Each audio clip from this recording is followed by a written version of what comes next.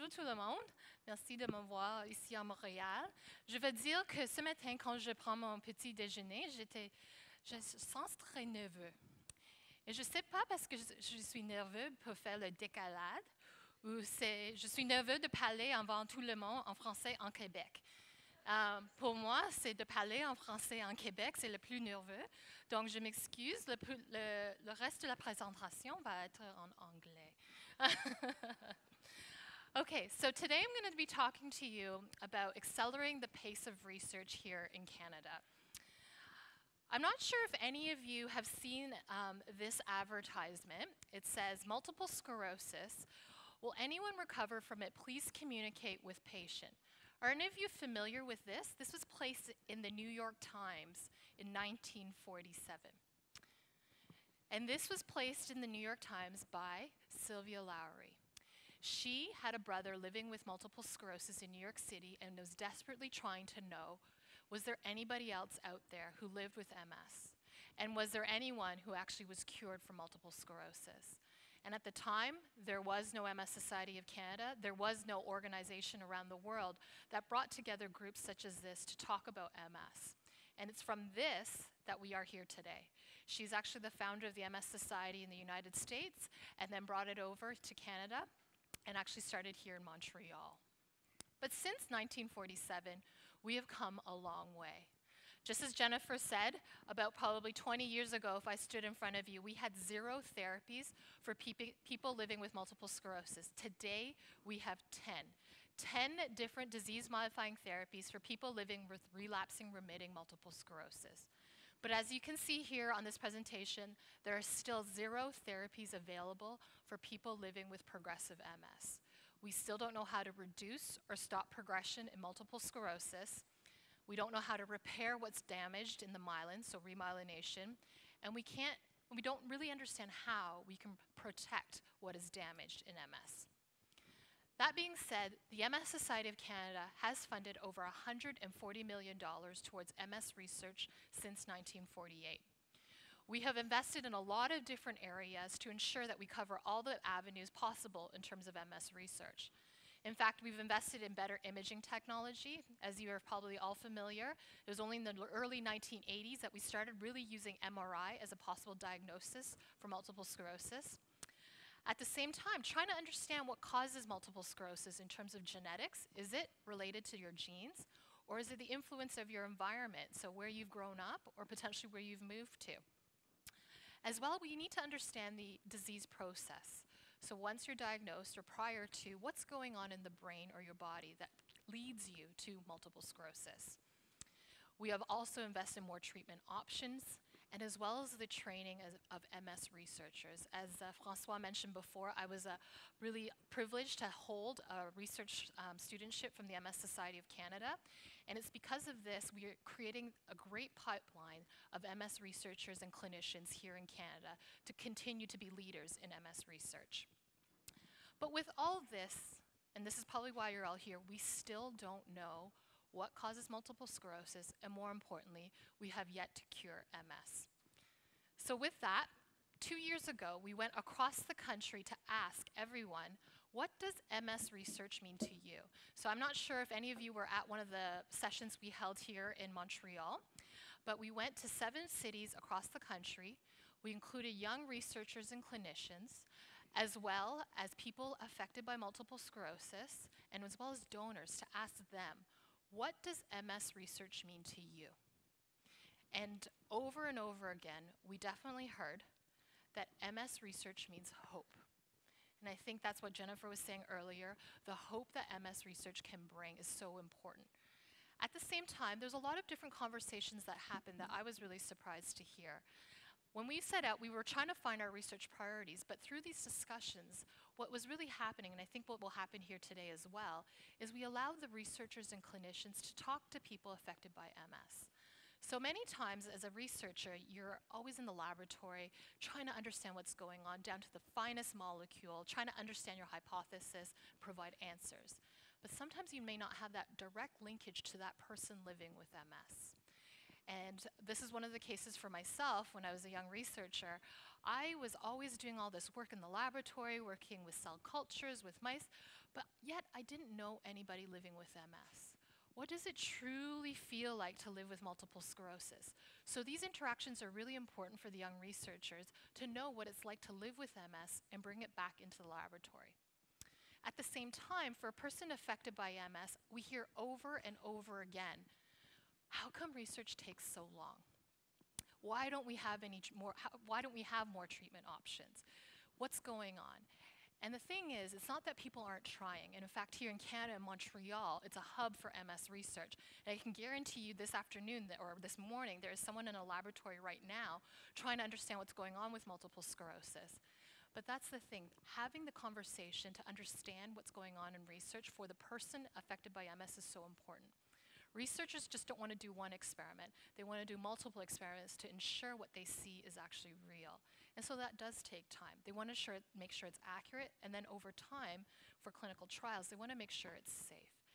And it's not that we're not trying, it does take time. And through these conversations, we're able to have a good understanding of what's going on between the researchers, and as well having the perspective of the person living with MS in the research. So with that, this was a great conversation that we held in the 7 cities across the country. And at the same time, we asked people, what are your research priorities? What's so important to you to ensure that we find a cure for multiple sclerosis? And what we have here is actually the top priorities for MS research in Canada. And pretty much everyone across the country, whether you live in Vancouver to Montreal to Halifax, was very similar. And the top research priorities are the cause of MS. As I said before, we still don't know what causes multiple sclerosis. To progressive MS, as you all know, as I said before, we do not have any treatment options for those people living with progressive MS. How do we repair what's damaged in terms of the myelin? Diagnosis, although we've come a long way in terms of diagnosis, is there a faster way? Is there a potential blood test we could use that would make it more accurate and not have that time of waiting between relapses? And as well as a term that I found was really, really interesting, which is called life-modifying therapies. We hear over and over again from people living with MS, I'm happy to take my disease-modifying therapies, but what can I do to ensure that I have a better quality of life? Whether it's from exercise to diet, what are the things that I need to do that I have control of to ensure that I have an even better life? And as well as cognition and mental health. I think Jennifer mentioned when she was diagnosed that there was a sense of angry, depression. We need to ensure that we are studying those potential pieces of multiple sclerosis to support people. At the same time, we now know cognition is a big piece in terms of multiple sclerosis. So that's another area that we need to focus in on. But what was really interesting in the end, when we came down to the research priorities, what we hear and we continue to hear is how do we ensure that we do the research now? And as I said before, we have probably students and researchers across the country currently in a laboratory working this early in the morning. But we can't put more pressure on them and we can't breathe down their neck. But what can we do as an organization of the MS Society of Canada to ensure that we accelerate the pace of research? Because it's so important in terms of the hope for the people here sitting in the room living with multiple sclerosis. So how are we going to do that as an organization? That's the question we posed on ourselves after we went across the country. And in fact, this is a little bit of a slide I'd like to show you that a lot of research funders are looking at right now. And in fact, the MS Society of Canada is really focused on discovery research. And you'll hear from many researchers today who are talking about discovery research. And what do we mean by discovery research? If you think about a laboratory, someone looking at a microscope, that's what we call about discovery research. And then when you think about the treatment options that you currently have available or that are currently coming down the pipeline, that involves the pharmaceutical companies who are involved with the clinical trial phase 1, 2, and 3. And that really requires a lot of dollars that not necessarily MS Society of Canada has. And we need to work in conjunction with the pharmaceutical companies to ensure that we are getting the treatment options to all of you. But in between the discovery to phase 1, 2, 3 of clinical trials, there's a gap in funding. And that's what we call the valley of death. And what does that mean is that a lot of research is ongoing in this world, but potentially they're not recognizing that there could be potential for a treatment option. So as an organization, we are now focused in on that area of translational research, or where there's that gap in funding, and bridging it to that potential phase 1, 2, and 3. It does take a lot, it potentially is very risky, but we're willing to take that risk because it's so important to bring more treatment options for the people living with multiple sclerosis, whether it's relapsing, remitting, but more specifically for progressive MS. So that being said, the MS Society's programs can kind of be put in a pyramid like this. We'll continue to fund in that understanding the molecular level of MS research, what we call the discovery research, because that's so important. We've learned so much, and we still have more to learn. At the same time, we're really focused in on translational research, and as well as the potential to provide more clinical trials here in Canada for the people living with MS. And at the final part, what we really hope to is bring more therapies and ultimately a cure for multiple sclerosis. But that being said, it's not just about research. We need to ensure, as I said before, that we're engaging the community, that we provide all of you the tools necessary to understand what type of research is ongoing, and that you hear about all the exciting stuff that's not only happening in your local community, but across the country and around the world. At the same time, we're very focused on education and training. It's great that we have so many researchers here in Canada and clinicians, but we need to make sure that we continue to have that and they're accessible to all of you and that they understand the importance of MS research. And so we're going to continue to focus on education and training of the next generation of MS researchers. And in fact, I don't know if many of you knew, in 2013 in December, we hosted the large MS conference in Canada at Saint-Sauveur. And that's the type of stuff that we're going to continue ongoing to allow the young researchers to actually connect and potentially collaborate to understand further about what's going on in MS. At the same time, we recently came up with our call to action to government. As we know, the government is so key and critical in funding not only in the province, but federally. This is the portion on research, and we're really going to be calling on government to accelerate progressive MS research. And specifically, we want to ensure that we increase developments so that we could potentially have progressive MS therapies within the next 8 years. We want to ensure that we invest not only in the understanding of MS, but the commercialization. What we mean by commercialization is to allow that treatment to come available for the person living with multiple sclerosis.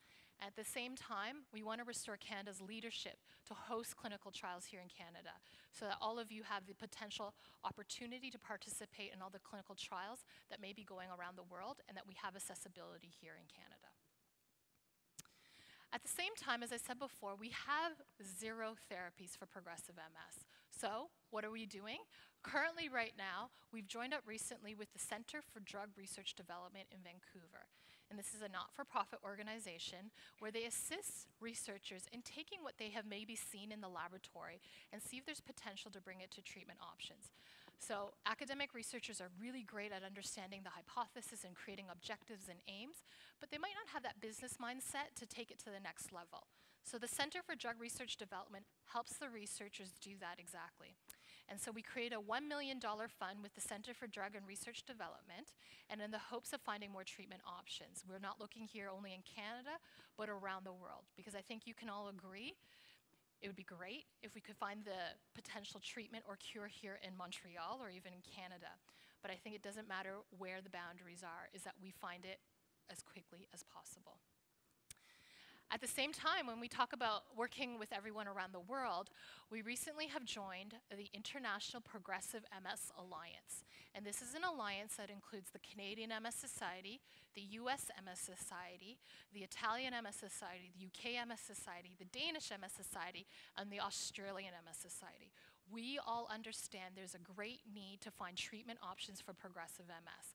We have brought the best in the world together to tackle this issue. And there's 4 main issues we're looking at in terms of progressive MS. We are looking to see how we can shorten clinical trials, at the same time understand the progression of progressive MS.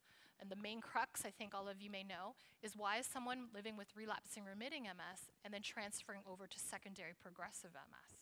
What's the biology there? At the same time, why is someone right away diagnosed with primary and not relapsing? Is it the same disease? And that's another major question of the International Progressive MS Alliance. The third one is to potentially look at other drugs that are currently out there for other diseases, and is there potential to have it for multiple sclerosis? And fourthly, and the most important one, is to find new treatment options. And together, we are investing over 22 million euros over the next 6 years to ensure that we address these 4 questions. So together, it's not just one country, but together. That is so important that we work together. And as well, it hasn't been that we haven't been doing progressive MS research. We have been. And in fact, about 3 years ago, we funded a large study for $3.8 million based out of University of Calgary, where they're actually trying to understand what is progressive MS. And they propose a hypothesis. So with relapsing remitting, we understand that potentially it's inflammation first that you have. And that's what all the current drugs do, is decrease the inflammation. But in progressive MS, none of those drugs work. So Dr. Peter Stice and his colleagues in Calgary have suggested that perhaps you have cell death first and inflammation is secondary. So the damage is occurring first, and then the inflammation is only a secondary part. And he calls it the inside-out hypothesis. So with the $3.8 million, that's what he's hoping to do, is to address that specific hypothesis. So I would encourage you all to look for more details as they come out in terms of results. And more recently, last year, 2 main researchers, many of you may be familiar with these 2 clinicians, and they may be your clinician, which is Dr. Amit Bar-Or and Dr. Alexandre Prat, in collaboration with Dr. Jennifer Gomerman at University of Toronto. And they have a great title for their project. We have funded them $4.2 million to understand what B cells are in MS. Who, what, when, and where. Sounds kind of like a mystery. But B cells have really been thought of as being the bad guys in multiple sclerosis. And what they're trying to understand is, more recently, some studies have shown that if you actually remove the B cells, it actually reduces your relapses. So they really want to understand in what part of your brain and body are the B cells behaving. Are they good? Are they bad? And what's the really neat thing about this project is you have clinicians working with people who are in the laboratory at the microscope level, at the molecular level. And you know, many of us use mouse models in the MS experimental world, and taking that and applying it to the human and vice versa. Because many people ask us, why is a mouse equivalent to a human brain? It doesn't seem natural. But in fact, we need to make sure what we see in the human is replicated in the mouse so we can do further testing. So in fact, this has been an ongoing project that has been taken many years, and it's going on here in Montreal, and I encourage you also to look for new updates on this. But what I think is really important here, as I wrap up my talk today, is that since 1947, when that slide came out, or that advertisement in New York Times, we have definitely come a long way. We came from one person posting about her brother to a whole group here, not only in Montreal, but as I mentioned before, around the world, all the different MS societies that have come together. And we're all working very hard to ensure that we find treatment options for all of you, not only living with relapsing and remitting, but with progressive MS. So thank you all, and we really do hope that one day in the next few years we'll be able to come and tell you more about progressive MS and the treatment options that are coming down the pipeline. So thank you very much.